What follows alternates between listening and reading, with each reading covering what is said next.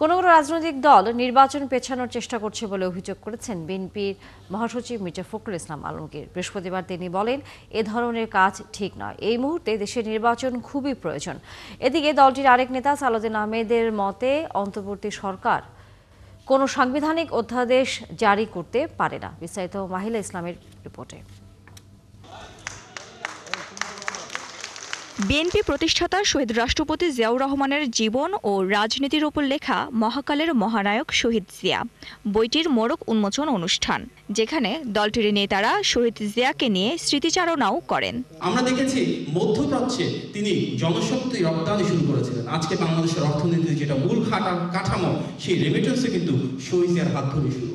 দেশনেত্রী বেগম খালেদা জিয়ার উপরে যাতে আমরা আরেকটি কালজয়ী এই ধরনের কিছু প্রকাশনা আমরা কিছু করতে পারি, উনি থাকা অবস্থাতেই আমরা যাতে করতে পারি, সেটার জন্য আমরা একটা উদ্যোগ নেব।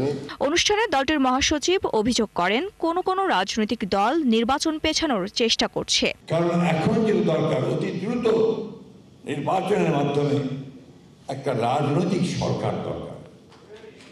কারণ দেশের অর্থনীতি, দেশের রাজনীতি, শিক্ষা সবকিছু নির্ভর করছে আগামীতে একটি নির্বাচিত সরকার সেই ব্যবস্থাগুলি সামনে নিয়ে আসবে। অনেকে সংস্কার প্রশ্নে বিএনপিকে খলনায়ক বানাতে চায়, তা সঠিক নয় বলেও মন্তব্য করেন তিনি।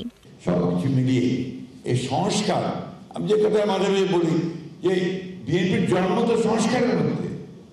সংস্কার দিয়ে আমরা একদলীয় শাসন ব্যবস্থা থেকে বহুদলীয় শাসন ব্যবস্থায় প্রেসিডেন্ট জিয়া নিয়ে এসেছিলেন।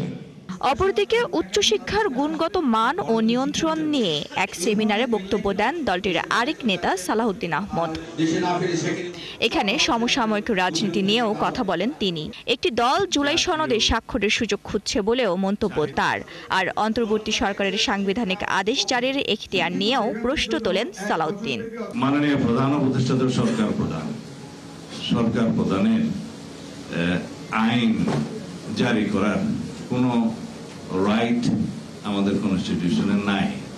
সরকারের পক্ষে, সরকারের অনুমোদনে, ক্যাবিনেটের অনুমোদনে, সেটা in absence of parliament president সেই আইনগুলো পাশ করে থাকে। এ ধরনের প্রস্তাব আবেগতাড়িত বলেও মন্তব্য করেন বিএনপির এই শীর্ষ নেতা।